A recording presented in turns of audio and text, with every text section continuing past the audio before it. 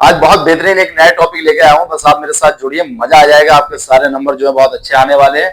बस आइए हम आपसे बात करेंगे, टाइम को बर्बाद ना करते हुए, टाइम को जाया ना करते हुए। कुछ ही दिन रह गए एग्जाम के, 15 से 20 दिन एग्जाम के बचे हैं बस। लेकिन आप जुड़िए और बहुत मेहनत करिए ताकि आपके बहुत अच्छे नंबर आए। बस आपको एक टॉपिक समझाता हूँ और समझ में आए तो बहुत मेहनत से आपको पढ़ना है ताकि आप जो है अपने सपनों को साकार कर सकें। बस मेरे साथ जुड़े रहिए, आपके नंबर कम नहीं आएंगे। तो मैं एक टॉपिक उठाता हूं मैथमेटिक्स का, इनवर्स लॉ। क्या उठा रहा हूं? Inverse law. आप सबने इनवर्स लॉ पढ़ा है। आज त्रिकोणमितीय फलन वो कहते हैं, सॉरी प्रतिलोम फलन। क्या कहते हैं? प्रतिलोम फलन।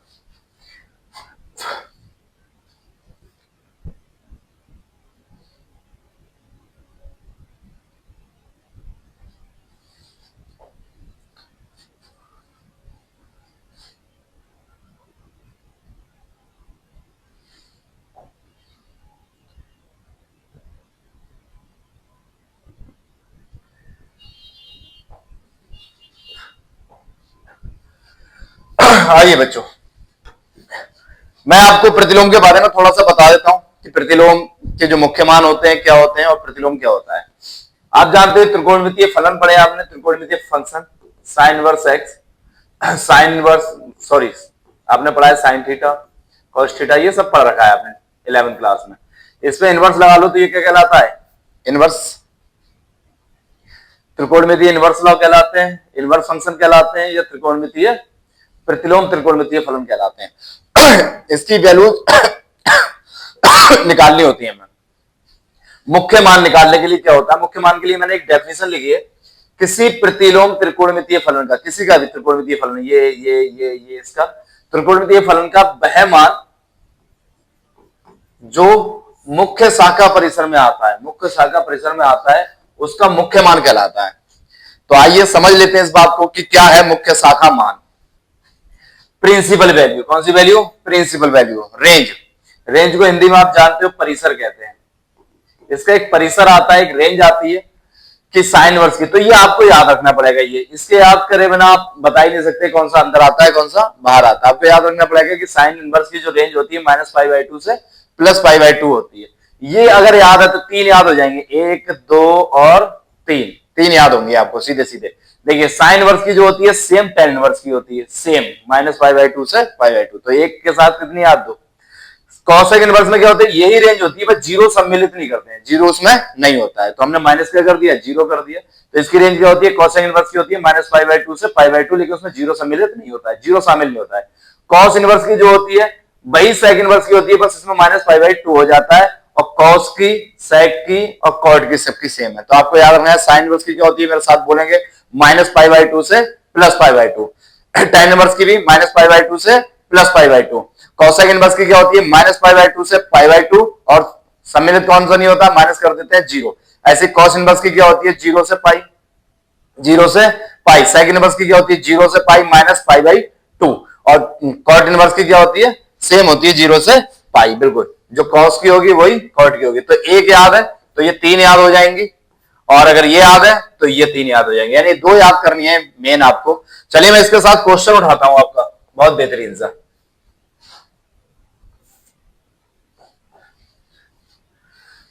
क्वेश्चन है बच्चों, इसके लिए आपको एक चीज और, एक तो टेबल याद रखनी पड़ेगी। आपने पढ़ी होगी 10th क्लास में भी, 11th क्लास में भी, कि साइन 0 की वैल्यू 0 होती है, साइन 30 की वैल्यू 1/2 होती है, साइन 45 की वैल्यू 1/√2 होती है, साइन 60 की वैल्यू √3/2 होती है, और साइन 90 की वैल्यू 1 होती है। ऐसी कॉस की होती है, ऐसी tan की होती है, सबकी होती है।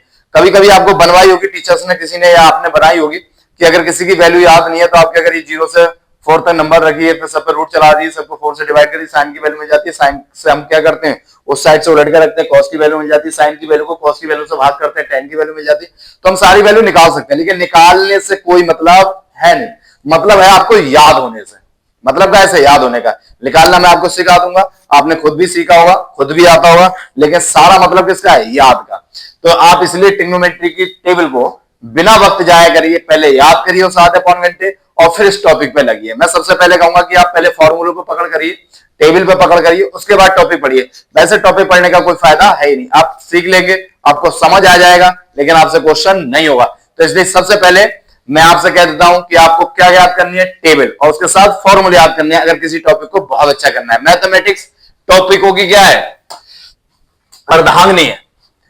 चलिए इसका एक मान, इसको सब सॉल्व करते हैं, समझ आ जाएगा, लेकिन आपको टेबल याद होनी चाहिए। लेट कर लेते हैं हम, साइन इनवर्स -1/2 इक्वल टू क्या मान लेते हैं, थीटा मान लिया। क्या मान लिया, थीटा, या बाई मान लो या एक्स मान लो, वो आपकी मर्जी, जो मानना चाहो मान लो। साइन इधर से उधर जाएगा तो ये रूल होता है, जैसे साइन इधर से उधर जाता है तो इनवर्स हट जाता है। अगर होता है और इक्वल के उधर जाएगा तो इनवर्स हट जाएगा, और अगर नहीं है तो लग जाएगा। सीधी सी बात है कि साइन इधर से उधर जाएगा तो इनवर्स हट जाएगा, क्या बचेगा, -1/2 इक्वल टू साइन थीटा। देखिए इतना वक्त नहीं है कि मैं आपको बहुत डेप्थ में समझाऊं, बहुत डेप्थ में भी समझा सकता हूं कि ये कैसे जाता है और क्या होता है, लेकिन अभी हम क्या कर लें, टॉपिक कर लें, क्योंकि दिन कम रह गए। और बाकी तुम्हें अगर सीखना है ज्यादा तो मेरे को कमेंट करिए, मैं आपको बहुत ज्यादा सिखा दूंगा। साइन थीटा, साइन इधर है, घुमा के लिखते हैं, एम्प्लॉय लगाते हैं, साइन इधर लिख लिया, साइन थीटा -1/2।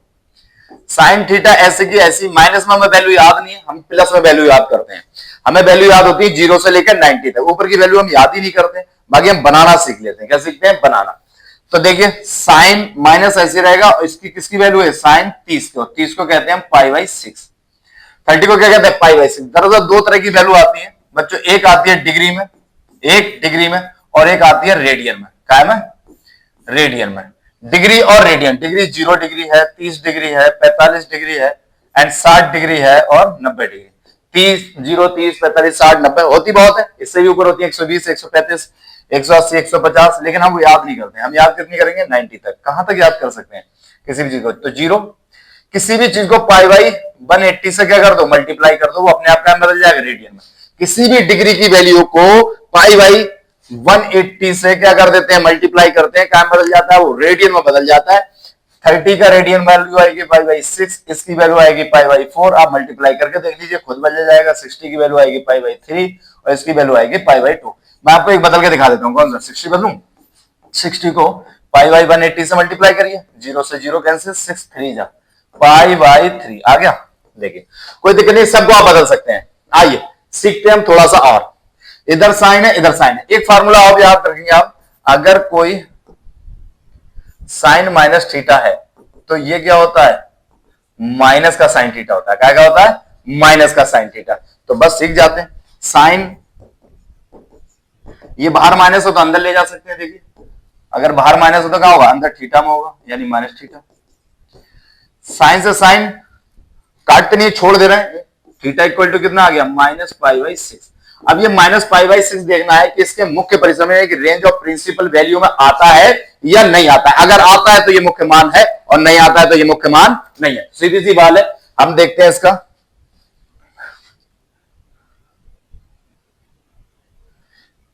चूंकि साइन इनवर्स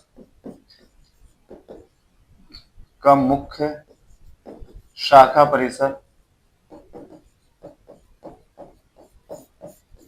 -π/2 से π/2 होता है,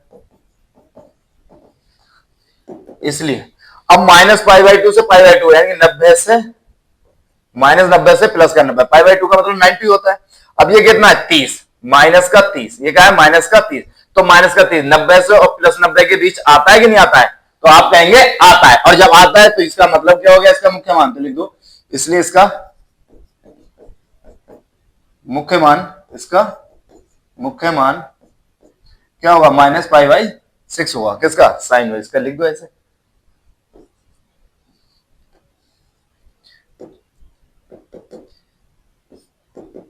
इसलिए साइन इनवर्स -1/2 का कौन सा मान, मुख्य मान, -π/6 होगा। कितना होगा, -π/6 होगा। तो आप समझ गए, ये बहुत बढ़िया से समझ में आ गया, कोई दिक्कत नहीं हुई होगी। देखिए साइन इनवर्स है, मैं क्या ले गया, साइन को उधर ले गया, जैसे उधर ले गया तो ये इनवर्स हट जाता है, ये रूल होता है। -1 बेटा, तो मैंने घुमा के लिख लिया, साइन इधर का इधर, इधर का इधर, माइनस ऐसे की ऐसे ही रहा। इस 1/2 को, इधर साइन है तो साइन में ही ये वैल्यू देखेंगे। किसमें देखेंगे, साइन है तो साइन में ही देखेंगे। अगर कॉस होता तो कॉस में देखते, टेन होता तो टेन में देखते। अब साइन है तो साइन किसकी वैल्यू होती है, 30, 30 को हम कहते हैं π/6। आप याद कर लीजिए, अगर आपको बदलना नहीं आता है तो 0 को 0 कहते हैं, 30 को π/6 कहते हैं, 45 को π/4 कहते हैं। इसका क्या हुआ, अब क्या होता है, अगर कहीं साइन माइनस थीटा तो माइनस साइन थीटा होता है, माइनस साइन थीटा क्या होता है, साइन माइनस का थीटा, तो इसका माइनस कहां चला जाएगा, अंदर चला जाएगा। साइन से साइन कैंसिल हो गया, क्या बचा इधर, थीटा इधर क्या बचा, -π/6। -π/6 देखते हैं कि साइन इनवर्स के मुख्य परिसर, शाखा परिसर में आता है नहीं आता है, रेंज ऑफ प्रिंसिपल वैल्यू में आता है नहीं आता है, तो रेंज प्रिंसिपल ऑफ वैल्यू में ये आता है, और आता है तो इसलिए इसका मुख्य मान क्या हो गया, -π/6 होगा। कोई दिक्कत, चलिए आगे क्वेश्चन करते हैं हम, थोड़ा सा ये वाला क्वेश्चन उठाते हैं।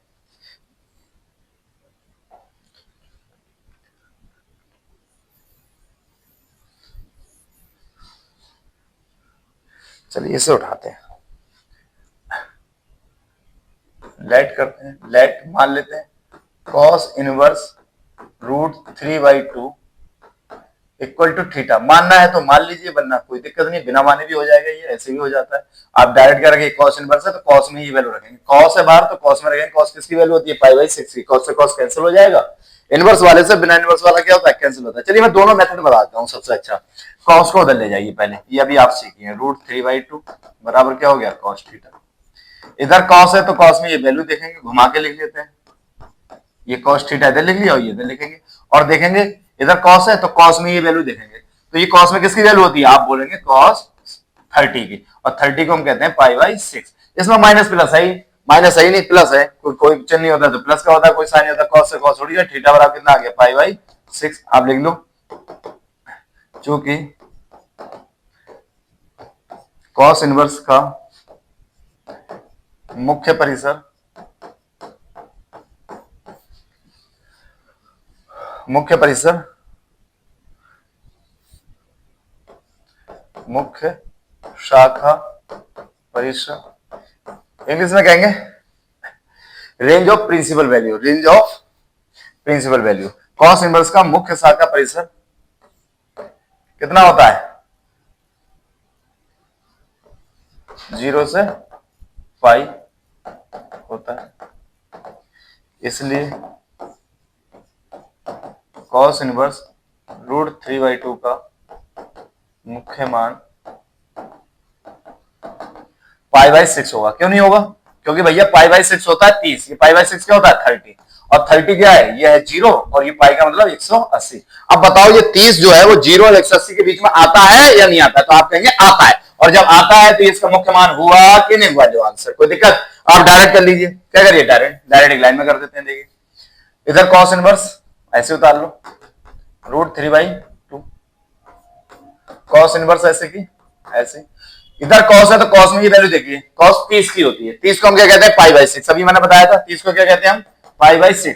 अगर आपको बदलना नहीं आता है तो π/180 से क्या करिए, गुणा करिए, गुणा करने में आपको बदल जाएगी π/, और ये तो बड़ा मामला खराब हो गया, ओए ओए, अब ये cos इनवर्स किसकी वैल्यू होती है, cos π/6।